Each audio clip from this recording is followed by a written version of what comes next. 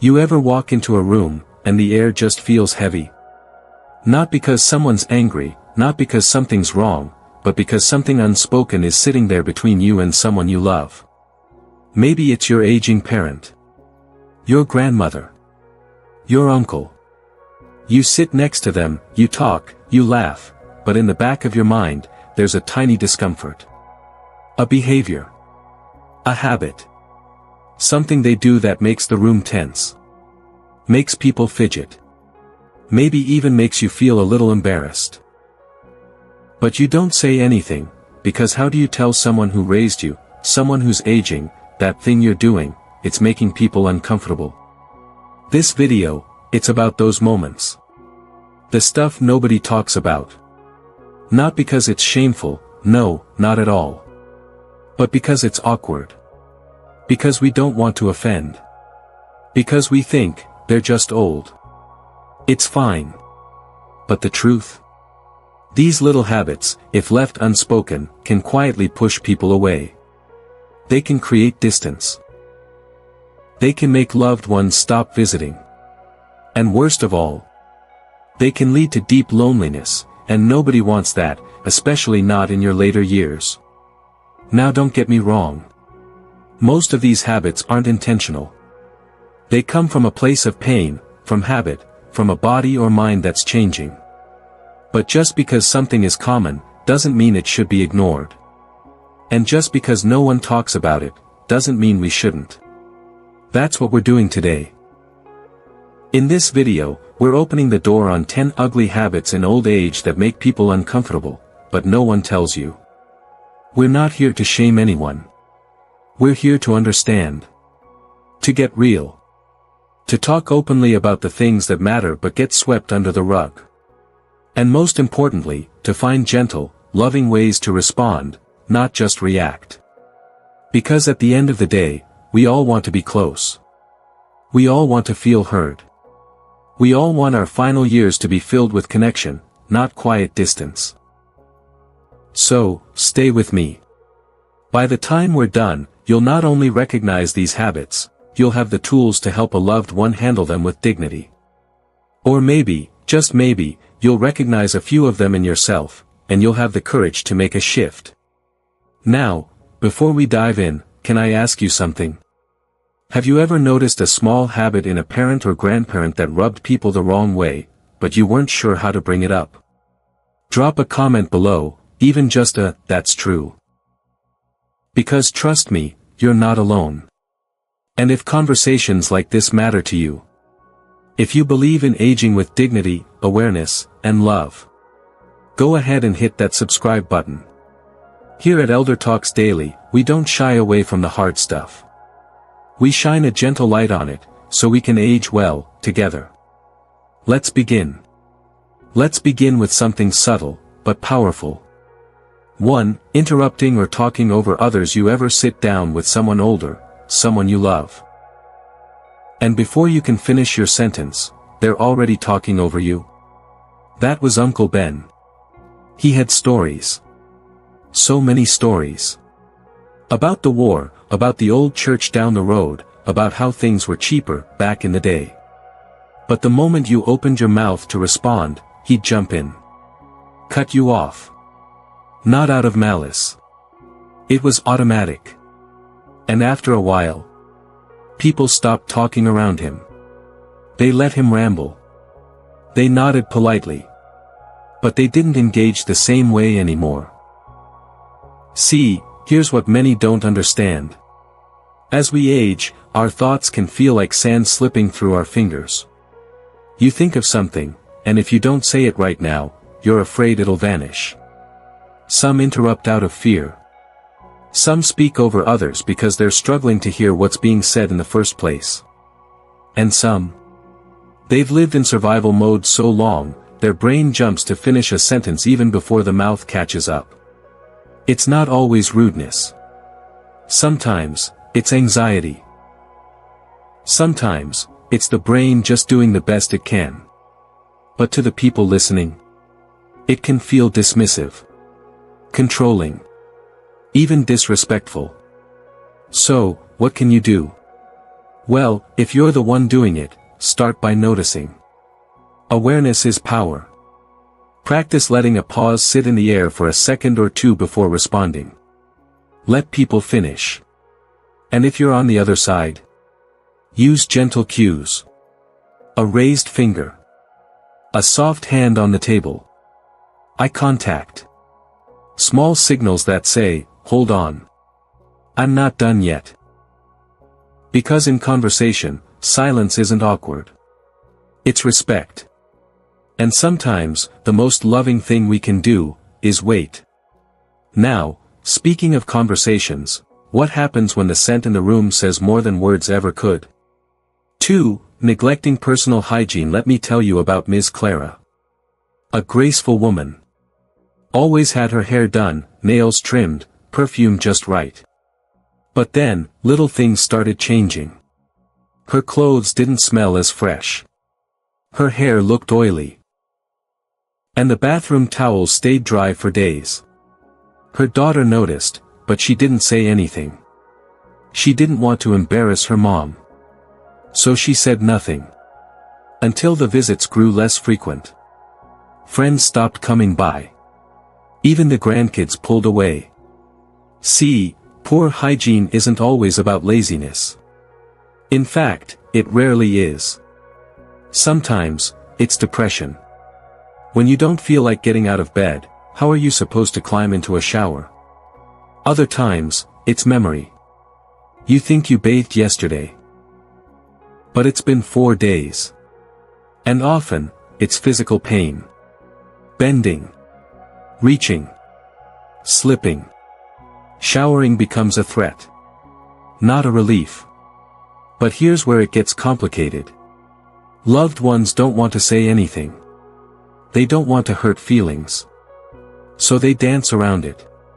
Open a window. Offer new clothes. But never address the root. So here's what helps: make hygiene safe again. Install a shower chair. Add a non-slip mat. Use warm lighting, not those cold hospital-style bulbs. And most of all, make it private, calm, and shame-free. Instead of saying, you need to clean yourself, try, let's freshen up together. It always makes me feel better too. Turn it into connection. Not correction. Because dignity doesn't come from hiding flaws. It comes from handling them with grace. But even with clean clothes and fresh skin, there's another habit that silently pushes people away. And this one? You may not even realize you're doing it. 3. Complaining excessively. You ever sit down to eat, hoping for a light-hearted chat, and before the first bite, it begins? That doctor doesn't know what he's doing, my back's killing me again, don't get old, it's the worst thing that ever happened to me. That was every lunch with Grandpa Joe. Didn't matter what was on the plate. Turkey, rice, spaghetti, it all got cold while the complaints took center stage. Every meal became a list. Everything that hurt, everything that broke, and everything wrong with the world. Now here's the thing. It's easy to roll your eyes. To whisper, here we go again, under your breath. But let's pause for a second. What if those complaints weren't really complaints at all? What if they were quiet cries for attention? For comfort? For connection? When you're living in chronic pain, even a walk to the mailbox can feel like a marathon. When your days start to blur and conversations are few and far between, sometimes the only way to be heard is to repeat your pain, louder and more often. It's not just grumpiness. It's a need. A very human need to be seen. To be understood. But here's the hard truth, constant negativity does wear people down. It pushes friends away. It makes caregivers avoid phone calls. It turns joyful moments into tension. So how do we handle it? Start by listening. Really listening. Let them vent for a moment. Acknowledge their pain. Say, that sounds frustrating. Or, I hear you. But then, guide. Shift the energy.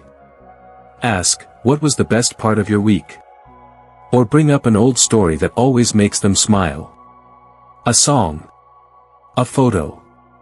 A shared joke. You're not ignoring the pain. You're balancing it with warmth. Because sometimes, a little light changes the whole room. And while some words sting, others cut even deeper, when they're said too openly. 4. Oversharing or inappropriate comments. Let me paint the scene. Family dinner. The table is full, mashed potatoes, roasted chicken, laughter in the air. And then Nana, with a smile on her face, leans in and says, "Phew. I finally had a good bowel movement this morning, thought I was gonna explode." Silence. Forks freeze mid-air. Eyes dart across the table. The moment's gone. Now, did she mean to make it awkward? Of course not. But this is one of those tricky parts of aging nobody really talks about. As we get older, the filter we once had, the one that told us, "Not now," or "That's too much information," it weakens. Sometimes because of cognitive changes. Sometimes because social awareness just fades. And sometimes, older adults talk about their bodies the way others talk about the weather. But here's what we shouldn't do, we shouldn't shame them. We shouldn't laugh at them or scold them in front of others. Because in their mind, they're just making conversation. So what can you do? Wait until later, when the moment has passed. Take them aside, gently. Say something like, "Hey, I know you didn't mean anything by it, but that part of the conversation made a few people uncomfortable." And depending on their personality, a little humor can help. Next time, save the bathroom stories for after dessert. Said with a smile, not a smirk. Because correction works best, when it comes from kindness. Not shame. And sometimes, what's not said is just as important. Because when words stop altogether, when someone pulls back, shuts down, or avoids connection, there's a deeper problem hiding beneath the surface. 5. Refusing to listen or accept help. Let me tell you about Mr. Harold. Fell once in the hallway. Bruised his hip. A week later, another fall. This time, it was the front porch. His daughter brought him a sturdy cane, hoping he'd see reason. He pushed it aside and growled, "I'm not old." She didn't say anything, but her eyes said it all. Now, from the outside, you might think, why not just take the help? Why make life harder than it needs to be? But here's what you need to understand, refusing help isn't always about being difficult. Sometimes, it's about identity. For years, maybe even decades, Mr. Harold was the one who fixed things. Who carried heavy bags, climbed ladders, opened jars, and paid bills. He was strong. Capable. Reliable. And then, out of nowhere, or so it felt, people started offering to carry his groceries. Opening doors for him. Telling him he needs a cane. That shift. It's not just physical. It's emotional. It feels like losing a piece of yourself. Like admitting the world sees you differently now. So when an elder refuses help, don't jump to judgment. Don't call them stubborn. That only builds walls. Instead, invite them into the solution. Say, "Dad, would it make you feel better to pick out a cane that suits you?" Or, "Mom, how about we choose a grab bar that fits the bathroom decor together?" Let them lead, even in the smallest ways. Because when help feels like empowerment, not pity, they're far more likely to accept it. Now, let's talk about something that doesn't just test patience. It tests relationships. Something that slowly takes over drawers, closets, entire rooms, until the clutter becomes a kind of silence all its own. 6. Hoarding or clutter. Ms. Joan had lived in the same house for 42 years. Inside, every drawer had something. Old receipts. Expired medications. Buttons. Broken pens. And the pill bottles. Dozens. Lined up by the sink. On windowsills. Some still with the pharmacy label from 1998. When her son offered to help her clean up, she snapped, "Don't touch that, I might need it." To him, it looked like chaos. To her, it felt like control. Here's the thing. Hoarding isn't always about collecting stuff. It's about collecting certainty. In a world that's changing too fast. It's about holding on, when everything else feels like it's slipping away. Grief plays a part too. Sometimes, every item has a memory. That mug. Her late husband's.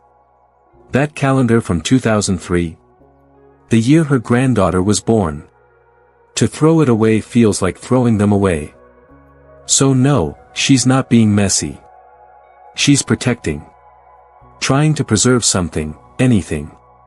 But over time, the clutter can become unsafe. A fire hazard. A fall risk. A breeding ground for loneliness. So how do you approach it?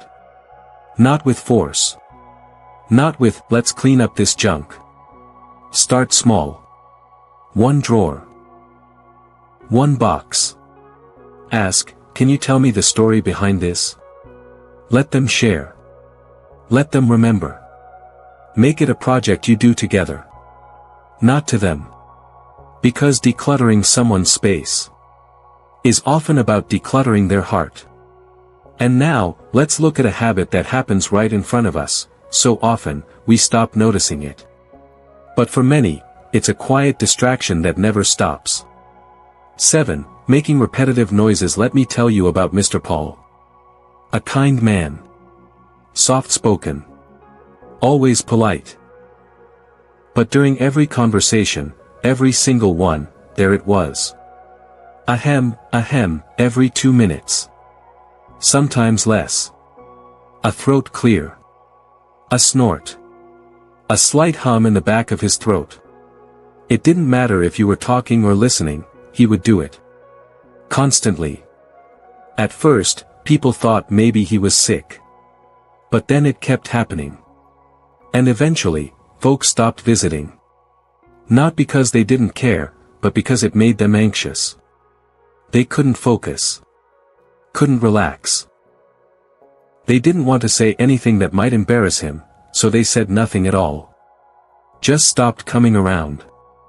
Now here's the truth, most repetitive noises, like throat clearing, lip smacking, sniffing, finger tapping, aren't done on purpose. They're often subconscious. Automatic. Sometimes it's dry mouth. Sometimes it's acid reflux. Sometimes it's a nervous tic, a way the body self-soothes when the mind is unsettled.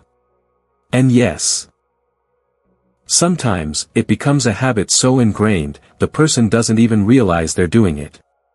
But the impact on others? It's real.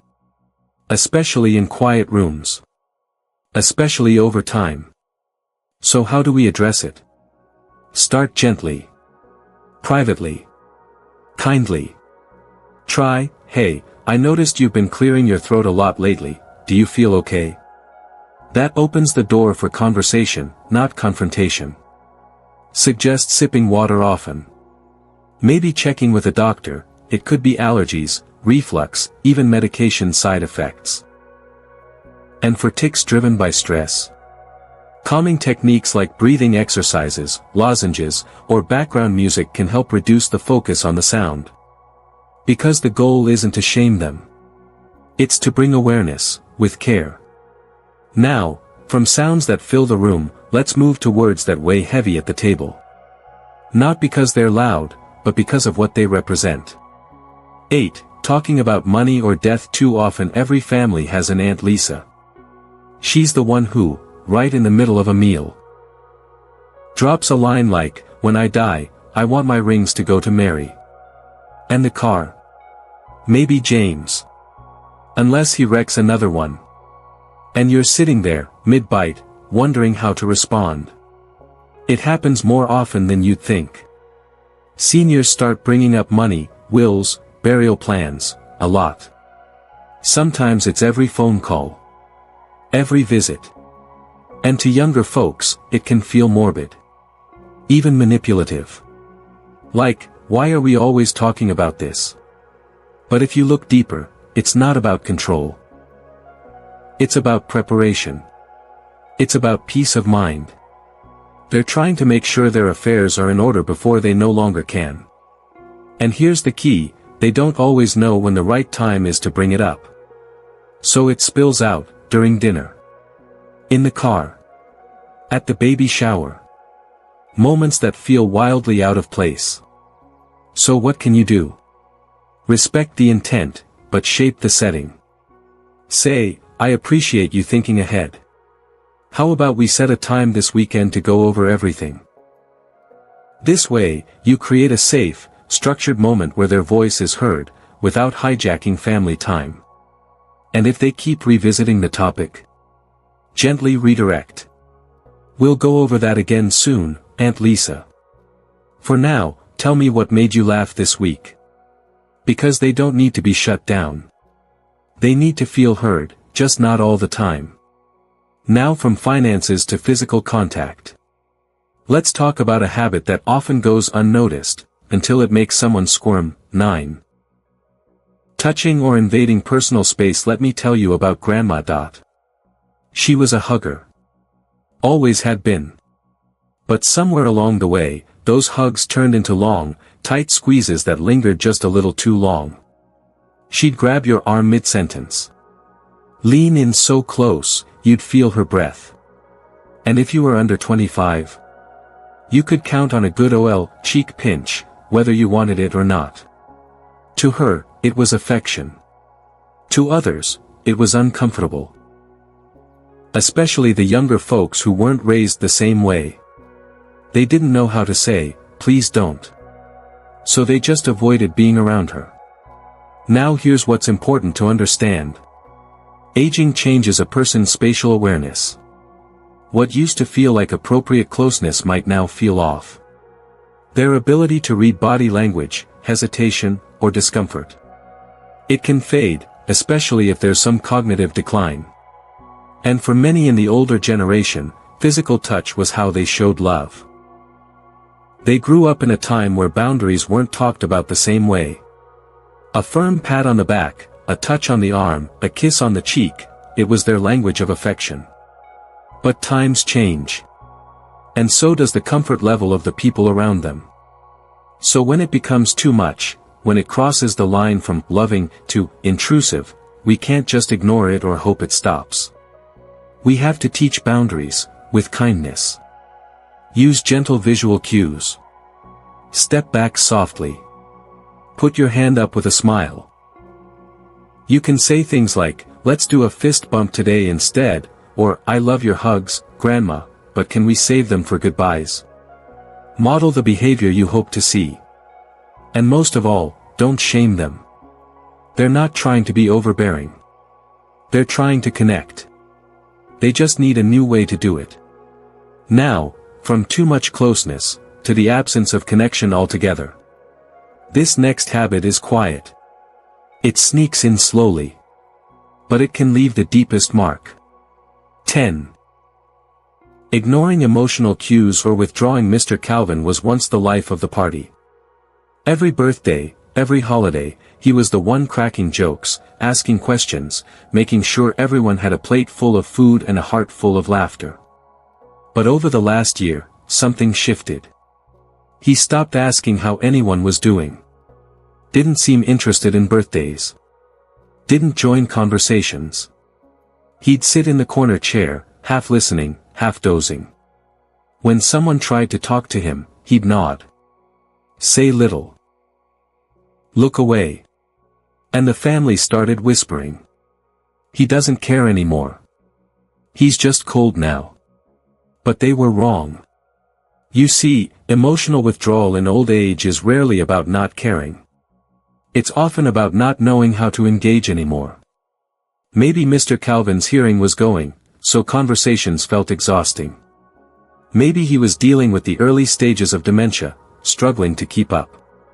Maybe it was depression. Or maybe, he just felt like he didn't matter in the room anymore. This is one of the hardest habits to witness. Because you're not just watching someone age. You're watching them fade. But here's the beauty in it, you can bring them back. Not all at once, but in small, gentle ways. Check in, even if they don't respond right away. Sit with them in silence. Let your presence be enough. Put on music they love. Flip through old photos. Share stories. Ask questions that are simple and rooted in memory. What was your favorite job? What song reminds you of your mom? Reconnection takes time. But it's possible. Because deep down, most people don't want to disappear. They just don't know how to stay present. And now that we've unpacked the tough part, let's step into the heart of this message. Because this isn't just about bad habits or awkward moments. It's about love, dignity, and how we show up for each other and for ourselves. It's not easy, is it? Watching someone you love change. They're still there, same smile, same voice, same heart, but these small habits start showing up. Little shifts in how they speak, how they move, how they act. At first, you brush it off. Then you start noticing the patterns. And suddenly, you feel the distance. Not because they're pushing you away intentionally, but because something's different. Something's harder. And maybe, quietly, you've pulled back too. Because it's uncomfortable. Because you don't want to offend them. Because you're afraid of what it might mean if you say something out loud. That's the quiet heartbreak of aging. Not the wrinkles. Not the gray hair. But the space that slowly grows between people, because no one wants to name what's changing. But here's the truth. These aren't just bad habits. They're signals. They're subtle ways the body and mind say, I need help. I'm scared. I'm trying to hold on to what I know. And if we can shift our lens, if we stop looking at these moments as flaws, and start seeing them as windows, we'll realize something powerful. Each of these habits is an opportunity. An invitation to connect. To show compassion in a deeper way. To say, I see you. I still want to be close. Let's figure this out together. So I want to challenge you, gently. Take a moment this week. Think of someone you love. Maybe it's a parent, an aunt, a neighbor, maybe even yourself. Pick just one of these habits. 1. And instead of brushing it off or getting frustrated, lean in. Ask with love. How are you feeling lately? Or say, I noticed this, and I just wanted to check in. Not to correct. Not to scold. But simply, to be there. Because presence is powerful. And empathy. It's healing. When we approach aging not as a problem to be solved, but as a journey to walk together, we protect something sacred, dignity. We preserve connection. We keep the door open for laughter, for storytelling, for moments that still matter, so deeply. No one wants to be reduced to their quirks or their limitations. We all want to be remembered for who we are, not just who we used to be. So even when the habits are hard, when they make us wince or wonder what happened, lead with grace. Lead with patience. Lead with heart. Because aging doesn't have to mean loneliness. Not if we choose to meet it, with love. So today, we opened the door on something that often stays hidden. We talked about 10 uncomfortable habits in old age, the ones that most people notice but few ever mention. We started with interrupting, that anxious urge to speak before a thought disappears. We explored hygiene changes, not as laziness, but as signs of pain, depression, or fear. We looked at constant complaining, not as negativity, but as someone reaching out for understanding. And we dove into those awkward dinner table moments, oversharing, bringing up wills, or saying things that don't quite land the way they used to. We talked about refusing help, and how it's often pride wrapped around fear. We looked at clutter as comfort. Repetitive noises as unconscious coping. Physical closeness as a love language that maybe just needs a little adjusting. And finally, we faced the quiet ache of emotional withdrawal. How easy it is to misread silence as coldness, when it's really just someone feeling lost. And you know what? None of these habits make someone a bad person. They make them human. Aging doesn't come with a manual. Neither does caregiving. We're all just learning, stumbling, figuring it out as we go. But when we talk about these things, out loud, with compassion, we give each other room to breathe. Room to grow. Room to still be loved, even with the hard parts showing. Now I want to hear from you. Which one of these habits felt familiar? Was there something that made you nod your head, or maybe tugged at your heart a little? Have you noticed any of these patterns in someone you care about, or maybe in yourself? Let's not keep this conversation one-sided. Scroll down and share your thoughts in the comments. Even just a line or two. You never know who else is reading, who might feel less alone because you spoke up. And if this video opened your eyes, or your heart, go ahead and give it a thumbs up. And subscribe to Elder Talks Daily, where we're building a quiet corner of the internet that talks openly, honestly, and gently about what it really means to grow older, and grow closer. Because here, aging isn't something to fear. It's something to understand. To walk through. Together. Thank you for being here. Stay kind. Stay curious. And most of all, stay connected. I'll see you in the next video.